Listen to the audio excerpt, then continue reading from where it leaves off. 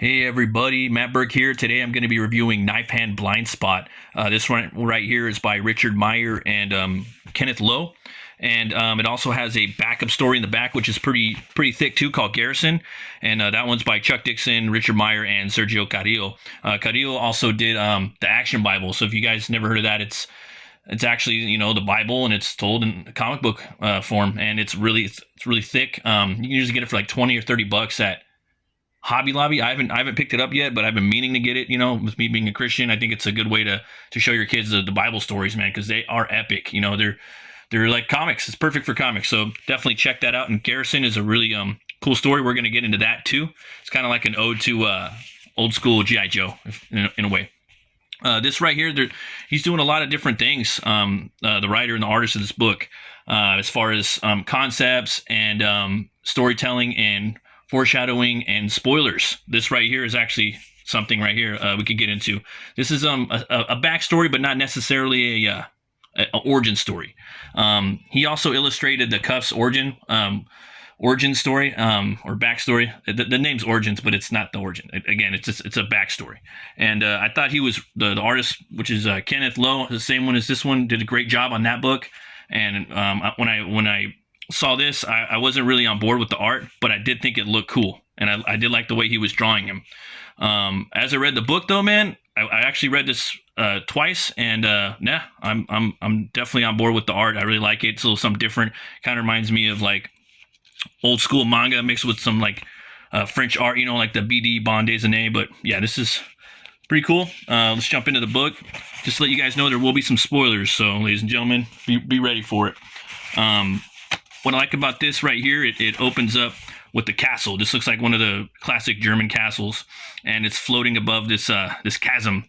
And it reminded me of I don't know if you guys ever played the video game The Legend of Zelda: Ocarina of Time, but at the very end of the game, after you fucking done everything, you have to go up to this castle, and it's floating over this fiery lava chasm, and you have to cross this Bifrost like kind of rainbow bridge, and you have to go fight Ganondorf at the top, or Ganon. And so when I saw the promo for this, I was like, that's cool. And Knife Hand, he's my favorite jawbreaker for the most part, him and Silkworm. And let's get into it.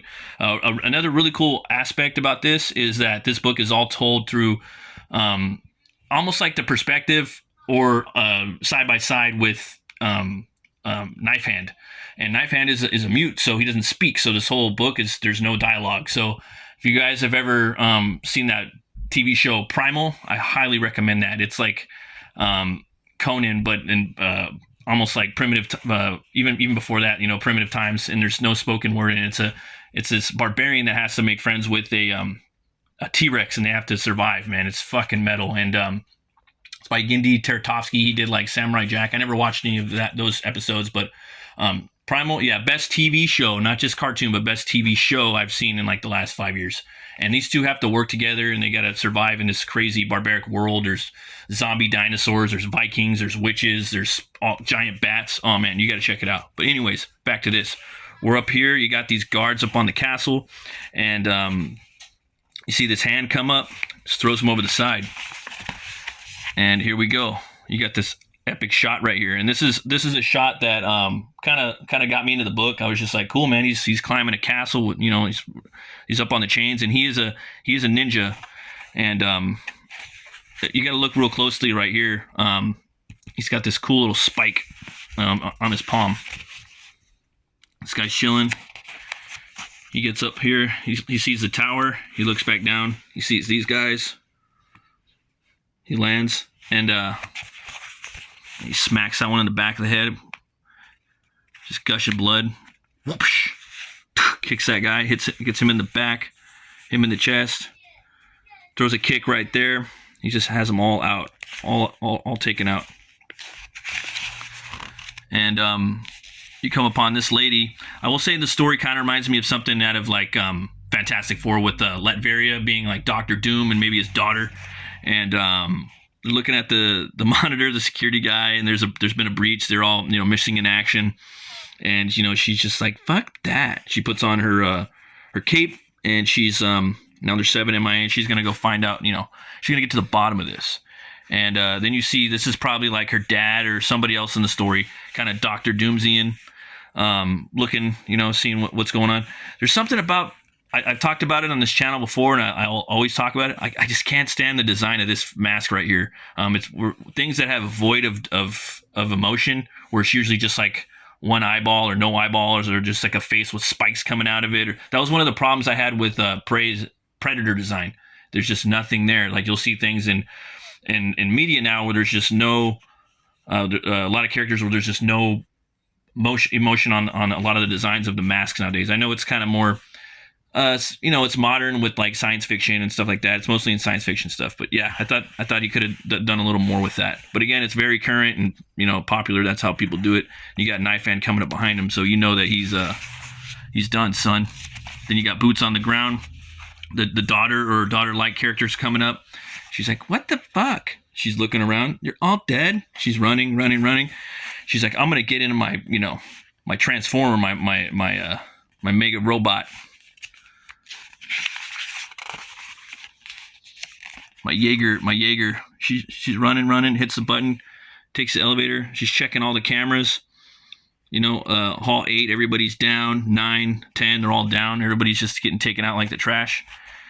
She's about to board her Jaeger, and she notices something. There's something wrong with the leg in the robot. Ding, ding, ding. That's a little something right there, guys. So if you're paying attention. And then he's there waiting. He's like, "Yeah, you. Come here. Yeah, you. Get over here." So she's looking. And she hops in there. She goes full blast. And then the leg kind of does a little push. And you zoom in, and then she just falls over. And she's just, walking. And then she's about to hit. She sees the door. It's cracked open. And then the thing just hits the wall. Falls down. She cups up into a little ball. The thing drops. So I'm reading this. I'm like, well, what the fuck happened? We don't know. There's no reason for it to happen. But what did happen is, ta-da! It's the cover, the poster. KNIFE-HAND already went in there. This was the actual panel from the story. He went in there and he fucked up the robot before she even got into it. So I could be wrong, but I think that's what he was doing. He was doing something, a little spoiler for you guys, for the reader. So you got a cool book with no words in it, and a little foreshadowing spoiler in the beginning, like that right there. That'd be a cool. That would almost be like a cool white T-shirt, white with color T-shirt. And she comes up, and he just puts a hole right through her head. I wasn't expecting that. I'm like, damn, bro, you're cold. There's something about the mask too. I always thought was really cool about KNIFE-HAND. When you see a character like him or the Shadow with their nose exposed, you really think, damn, what's up with this character? They're not going to speak to me. There's something horrific about that. There's something unsettling, and horror being unsettling for it to be horror. That makes the character bad, usually, right? Like they've been evil, they're going to do evil, or they're definitely experienced with horror, and I think it's really cool. You have that nose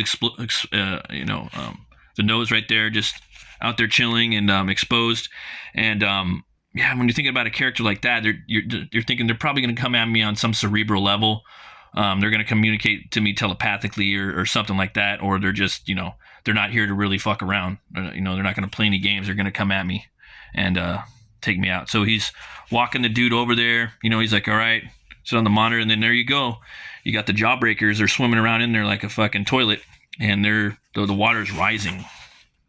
And so he uses his knife hand. So basically, he could turn his hands into these like razor hot blades that could just chop right through things and shoot these blasts out of it. He's a ninja too, and if you guys don't know, part of his backstory is that his father was like a multi-billionaire, kind of like Bruce Wayne or Gates or Bezos or Luther, those guys, and he was kidnapped, little knife hand, by some ninjas, and his dad was just like or I don't know if he was kidnapped by ninjas or got stole by ninjas once he was kidnapped, but either way, he got kidnapped, and his dad wouldn't pay the ransom to let him go, and he eventually, was raised by ninjas, and now he fucking wants his revenge, and he's going to use the jawbreakers to kind of get him there. So when it was in a way, he's a low-key villain. He could be, like the worst villain ever. So he's using that dude's hand and about to open the door. and you see that dude put his hands on him, and thinking everything's cool, right? We're good, right? Things opening up. He's got his hand free, and then he just puts it right through the chest, man. So he's he's cold. He's on a mission too. He knows he's gonna get popped too, like someone's gonna see it. I almost, it would be funny too if he had like some hand holsters to cool off his knife hands once he has all that energy on, so he can just rest his hand instead of gun holsters. He can have hand holsters. But then out of nowhere, boom! He punches himself in the face. Why does he punch himself in the face? So that no one will know that he is this evil fuck, this evil sick fuck that is taking out all the people that stand in his way that could talk, and you got Hell Priest coming up, and he sees the green smoke coming, and he knows something's up. And that's it right there, man. I do give that story 2 horns way up. I know that, I'm pretty sure that Kenneth Lowe did a story that's kind of similar to Spawn for Richard Meyer. I think it's called like Some Kind of Heaven or something like that. It looked pretty dope, but I missed out on it. I'm gonna have to check it out. And then we got some really cool fan art right here, or not right here on the next couple pages, but you got the layouts right here. The original layouts were drawn in a slightly different aspect ratio than is traditionally used in American comics. This was corrected before the final pages were drawn. So awesome stuff, man. Loving this art. And then you got some knife hand art by a bunch of different artists, a bunch of different killers right here. Yeah, man. Looks like a fun character to draw. Him and the Shadow. I've never drawn either of them. There's a cool one right there. And then you have this Garrison story right here by Chuck Dixon, Richard C. Meyer, and by Sergio Carrillo. And this one opens up right here. It's definitely got this old school like G.I. Joe feel to it. A lot of fun. It takes place in the modern world. And I love the art, man. I really love this art. It's even a little more different than what he's done in like the Action Bible and some of the other old school stuff he did with DC. It almost has like a Mad Magazine, like more Drucker feel to it, but also classic comics. A little Jack Davis, a little bit of George Perez thrown in there too. Just all good stuff. The nexus of evil, the court of haters, the source of all badness, the Dragon's Lair. This is war between us and all who oppose our goals, and there can only be one victory: dragon. And so you have this big cult of these dragon dudes, almost like the Draconians. I don't know if he's playing a spoof on that, but then the Heroes Elite come in, kind of like the G.I. Joes, and here we go. Look at all those dragon troopers. What did you expect to find at a dragon headquarters, Life Taker, Girl Scouts? In this book, I gotta say, man, I got the most kick out of hearing all the different characters' names. And then right here, no cookies for us, Heartbreaker, but it's time for Backslash to slash some cakes. So you got this ninja dude right here. You got this badass looking like, just like commando dude with these cool like weapons and a dope mask. I don't know. I love this stuff. Heroes, ho! Take them, you fools. They must not escape. Yeah. Ha! Just, chopping them up. Booyah! And 3 for a hat trick. And it's, there's no gore in here, nothing like this. Like, I could let my son read this and be cool with it. Just some cool, like, punches and kicks and slashes. You can do a lot of that stuff without having the gore in it. I mean, I am a fan of the horror gore and the splat stick, like, Evil Dead and the whole genre, that blue collar worker guy versus the Deadites. That's like a thing now, spawned from Ash. That's my favorite genre. But again, man, this stuff's really cool. So they kicked their asses, and now they're back here. Where's your ninja star? Did you lose it? Well, on the last mission. Is that an excuse, troop? And then you got the drill sergeant right here. I imagine like Arlie Ermy yelling at him, like Full Metal Jacket. You got like this dude's like Matthew McConaughey with some weird hair. Excuses and assholes. Everybody's got one. Uncle Sam bought you that ninja star, and you just threw it away.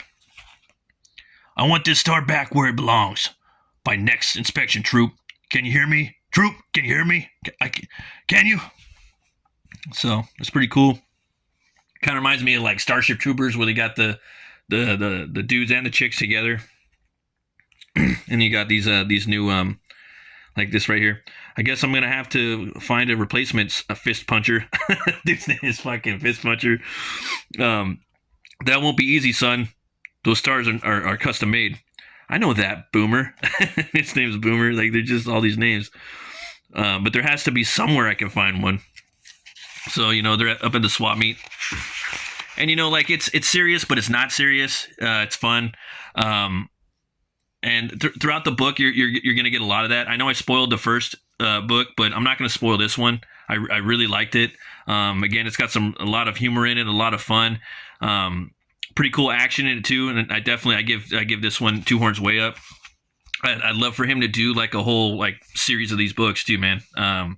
This will be a fun one too that you could kind of give to the kids, and not have too much, like I said, like the gore, but like the adults could laugh at it too, because you can have, you know, life kind of like slice of life shit put into it to a certain degree, you know, or just random things that happen and funny people and cool characters, and just the artwork is killer. I like the stripped down color where it's just flats. Like for me, I'm a big fan of flat coloring with just a little bit of rendering, but not too much. I think the flats are where it's at, man, because you could really see, like, just on a side note, like the flats have all the fucking line work. Like you can see all the stuff that's going into the art, you know, all that line work, man. Like for me, I'm a black and white, you know, mark right now at the moment, and when I see flat colors, I just think it's cool. But yeah, definitely, guys, if you can, next time this dude launches this shit again, like, I'm sure it'll be available. If it's not, he'll probably be launching again pretty soon. Definitely give it 2 horns way up. I was like, damn, dude, I don't know, man, this shit looks kind of like, it's just, you know, there's no talking in the story. I don't know if I'm gonna like it. And I looked in the back, I'm like, oh, whoa, damn, this shit's pretty big story in the back, so it's definitely worth the money. It was cool, and yeah, definitely check it out. As always, folks, thanks for watching. Thanks everybody that's been checking out my reviews. I've been really going hard on the reviews this year. I haven't been live streaming as much, and thank you. And as always, remember to be bold, be brave, and roll the bones to know your role. I'll see you guys later.